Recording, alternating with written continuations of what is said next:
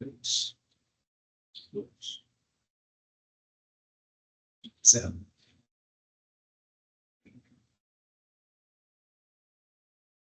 Bom, pessoal, boa tarde a todas e a todos. Hoje é dia 30 de julho de 2024, são exatamente 3 horas e 6 minutos. Vamos dar início à sessão de julgamento do processo administrativo sancionador CVM número 19957, 005226, 2020-88, de que é relator o diretor Daniel Maeda. Registro que nos termos da deliberação CVM número 45 de 2021, a presente sessão será realizada de modo híbrido, mantida para as defesas a possibilidade de participação por videoconferência. A sessão por videoconferência mantém seu caráter público, conforme o artigo 49 da resolução CVM número 45. Por essa razão, registro que a sessão está sendo transmitida pela internet. Funciona como procuradora federal especializada na CVM a doutora Cristiane Rodrigues Iwakura, a quem eu cumprimento, dou as boas-vindas e agradeço a presença. São acusados no presente processo a Grant Thornton, auditores independentes, e o senhor Rafael Domingues Barros, ambos representados pelo Dr. Rodrigo Rasson Sayeg, a quem eu igualmente dou as boas-vindas. Rodrigo pediu aqui o uso da tribuna para fazer uma sustentação presencial. Tendo em vista que o relatório do processo foi previamente disponibilizado no site da CVM, eu dispenso a leitura do mesmo. Observações quanto à sua redação poderão ser encaminhadas diretamente ao gabinete do relator. Passo então a palavra ao defendente, para sua sustentação oral. Doutor Rodrigo, por gentileza. Lembrando do limite que está no nosso regimento para 15 minutos. Bom, muito obrigado, Excelência. Gostaria de cumprimentar a todos na pessoa do ilustre relator, Dr. Daniel. E, Excelência, prometo que não vou usar os 15 minutos, porque é um caso até relativamente simples. Relativamente simples porque é uma coisa que eu peço só vênia pelo início um pouco ortodoxo da sustentação oral, mas uma coisa que eu reparei é que toda vez que eu venho aqui para fazer sustentação oral tá chovendo. É impressionante, é uma coisa fora do controle. E nessa questão de estar chovendo, a única coisa que eu consigo controlar é vir pegar o avião, enfrentar essa chuvinha no Rio de Janeiro, que ninguém merece, vim aqui fazer a sustentação oral. Da mesma forma que um auditor, ele tem os seus limites de controle, dentro do que é razoável de se esperar. Ele vai exercer seu mistério profissional, seu ceticismo, de acordo com o seu julgamento. Ele não tem como controlar o que a companhia apresenta ou mascara. Ele tem a obrigação de ir atrás, mas tem certas coisas que fogem do seu limite. E dentro desses casos, desses contextos, é jurisprudência pacífica dessa CVM, dessa comissão, de respeitar o julgamento do auditor. É uma jurisprudência, inclusive, que cada vez mais vem me aprofundando, que é justamente nessa ideia, de entender o árduo trabalho de um auditor nesses serviços. Tanto que todo ponto que a fiscalização aponta, com todo respeito e acatamento, são questões superáveis, de pouca expressividade. Não constou o nome no relatório, apesar da gente conseguir identificar e acusar o Dr. Rafael. Certo detalhe não apresentou tanto ceticismo, apesar de a firma de auditoria ir e entrevistar um diretor estatutário para fazer valer efetivamente o seu ceticismo e verificar as premissas que ele apresentou para um terceiro independente que fez o valuation dos ativos. Então, dentro desse sentido, tenho apenas ressaltar o enorme respeito e a enorme honra de estar militando perante Vossas Excelências nessa área tão especializada, mas é justamente ressaltar que tem certas coisas que, infelizmente, o auditor não controla. Como, infelizmente, eu não posso controlar a chuva aqui do Rio de Janeiro. Mas, dentro desse sentido, é que eu peço, ou pela absolvição da Grant Thornton, no sentido de que não houve nenhum prejuízo ao mercado, a atuação dela foi correta, foi dentro dos limites e utilizando o seu julgamento legalmente previsto, como exercício legal de direito, e, no mínimo, a estabelecimento da pena, em razão de ser de boa-fé, não ter antecedentes, ser, no mínimo, uma pena de advertência, tendo em vista até mesmo a inexpressividade da conduta. Não tem o porquê punir uma firma de auditoria por ter feito o seu trabalho, apesar de não estar no que a acusação entende que deveria ter sido feito, inclusive invadindo o julgamento do próprio auditor. Era mais nesse sentido os termos da minha sustentação oral. Mais uma vez agradeço e queria consignar até a honra para esse advogado, que sempre é super bem recebido e tratado aqui na comissão. Então, gostaria de deixar essa consignação no fim da minha sustentação oral. Muito obrigado. Agradeço ao doutor Rodrigo, e aqui todos os presentes são sempre tratados com muito respeito e consideração, porque esse é o nosso trabalho e é feito com muito afinco. Passo a palavra aqui para a nossa procuradora, a doutora Cristiane, enfim, seguindo o nosso rito aqui para a procuradoria, saber se ela tem algum pronunciamento. Boa tarde a todos. Não tenho nada a acrescentar. Obrigada. Agradeço a doutora Cristiane. Bom, imagino então que você não queira fazer uso da palavra novamente, porque ela não trouxe nenhuma constatação. Encerradas as manifestações, eu passo ao nosso relator, o diretor Daniel Maeda, para a leitura do seu voto. Obrigado, presidente. Boa tarde. Boa tarde, senhores diretores. Passo a leitura de versão resumida do meu voto, na certeza de que sua íntegra estará disponibilizada ainda na data de hoje em nosso website, na internet.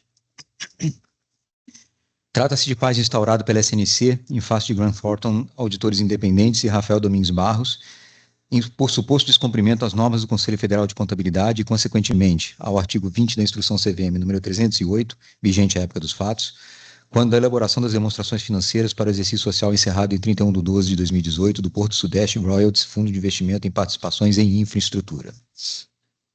Passa a analisar inicialmente, em caráter preliminar, os argumentos dos acusados referentes à nulidade e inépcia do termo de acusação, por baixa expressividade de ameaça ou da lesão ao bem jurídico tutelado, ou 2, pela ausência de individualização da autoria das condutas.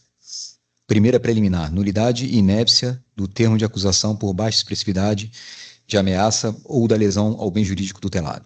Em suma, os acusados arguíram pela nulidade e inépcia do termo de acusação sob o fundamento de que as condutas imputadas aos acusados seriam de baixa relevância e expressividade de ameaça ou lesão ao bem jurídico tutelado, hipótese na qual a área técnica não deveria ter lavrado o termo de acusação na forma do artigo 4º, inciso 1, linha B, da Instrução CVM 607, vigente à época.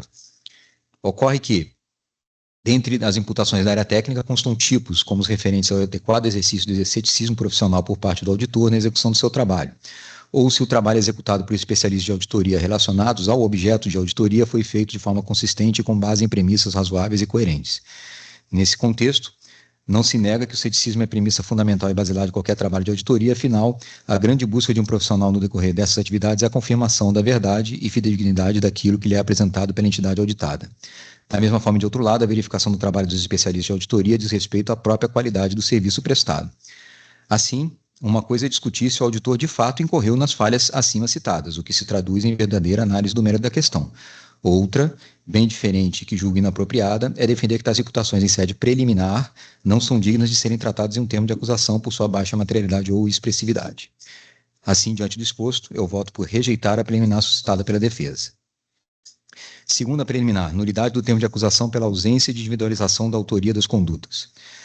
Por sua vez, quanto à segunda preliminar apresentada, os acusados sustentaram que a SNC não distinguiu as responsabilidades da Grant Thornton e de Rafael Barros, em alegado descumprimento ao artigo 6º, inciso 3 da Instrução CVM 607 e ao princípio constitucional de individualização da pena, o que teria prejudicado a defesa, motivos pelos quais o termo de acusação deveria ter sua nulidade reconhecida. Entretanto, a meu ver, essa preliminar também deve ser rejeitada. Isso porque destaca-se já que a jurisprudência consolidada da CCMM não costuma diferenciar a responsabilidade entre sociedades de auditoria e seus respectivos responsáveis técnicos, ao menos nos termos em que foi sugerido pelos acusados em sua defesa. Para elucidar tal ponto, faz-se necessário explorar brevemente a doutrina de centros de imputação amplamente utilizada pelo colegiado da CVM em caso de responsabilização concomitante de pessoas jurídicas e físicas que respondam por certas atividades por elas exercidas. Em síntese, seu objetivo é afastar a possibilidade de pulverização dentro das pessoas jurídicas da responsabilidade pelo cumprimento de normas legais e regulamentares, o que poderia causar inimputabilidade na prática pelas infrações e, até como consequência esperada disso, fomentar a adoção não somente de condutas não dirigentes por todos os funcionários, administradores, diretores e sócios, mas também de mecanismos de controle da licitude e conformidade das condutas de todos os prestadores de serviços regulados pela CVM, cuja função inclua, no caso desses diretores, a fiscalização do cumprimento de tais normas dentro da pessoa jurídica, evitando assim um risco de penalização. Então, segundo essa teoria, responsabiliza-se o diretor ou outro executivo, que teria o dever de fiscalizar o cumprimento da norma infligida, independente do seu grau de participação na transgressão, já que seu posto concentra a responsabilidade pelo compliance da empresa com as respectivas normas que lhe incumpre observar, sendo, portanto, um centro de imputação para as atribuições de sanções por esta CVM para esses efeitos. Em outras palavras, pune-se pela ausência de supervisão diligente e não pelo cometimento do ilícito em si. Como já dito, então, rejeitada essa preliminar também segue meu voto nesse sentido. No mérito, rejeitadas as preliminares, então, passo para a análise de mérito deste país.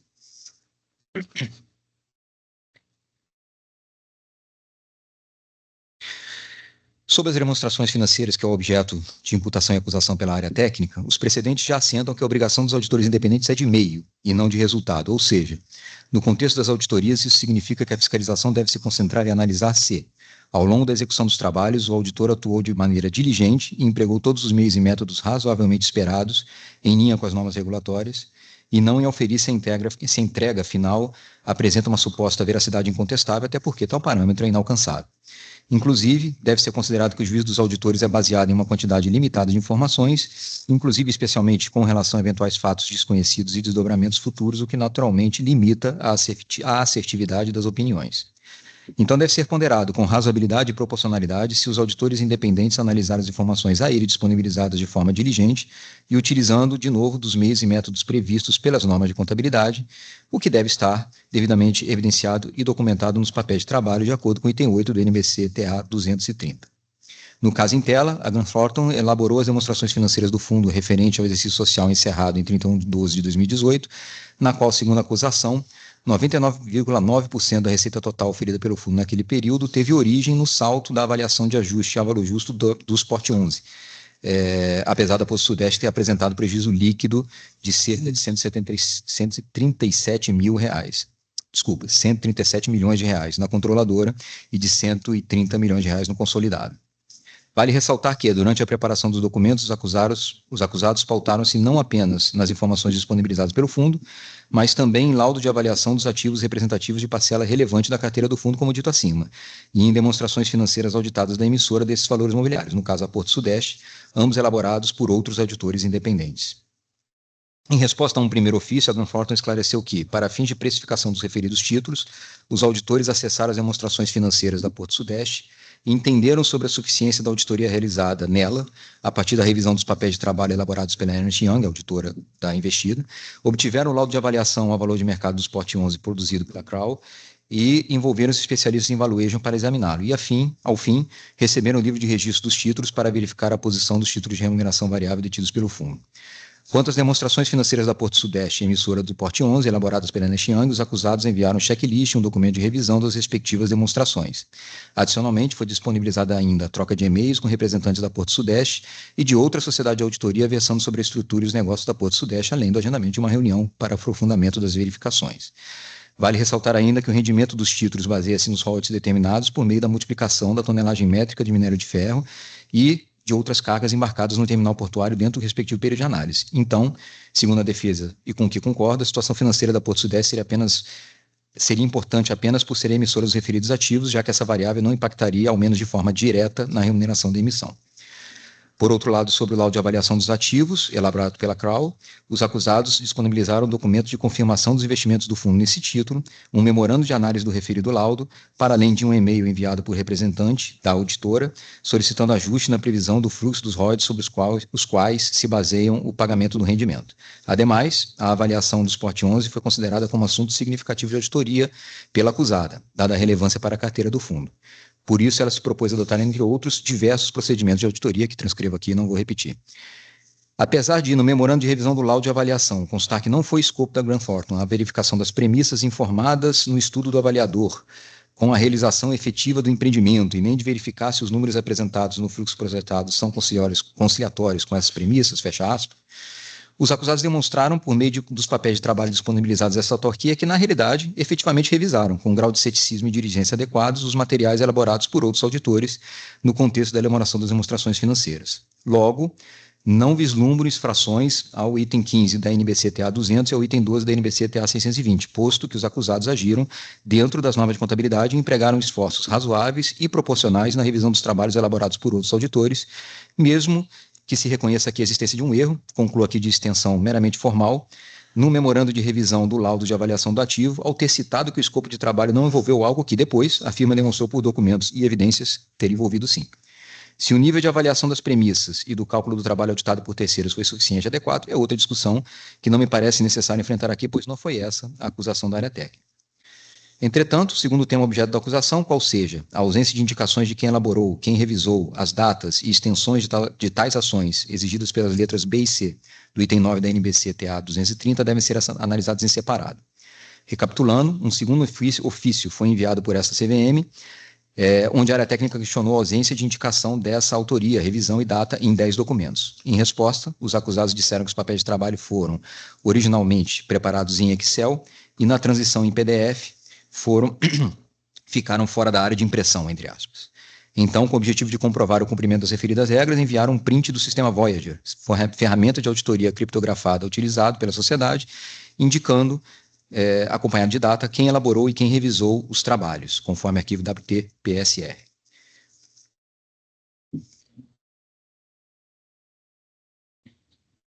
É necessário ressaltar que a baixa qualidade gráfica desta prova apresentada pelos acusados, especialmente quanto ao segundo print, coloca o julgador em uma situação desafiadora, já que não é possível confirmar com toda assertividade a presença de todos os documentos mencionados pela acusação neste arquivo da WP-PSR do sistema Voyager, de forma a cumprir com os citados requisitos regulatórios. Entendo de toda forma que seja possível admitir a conformidade da firma com tais requisitos. Isso pelos seguintes indícios.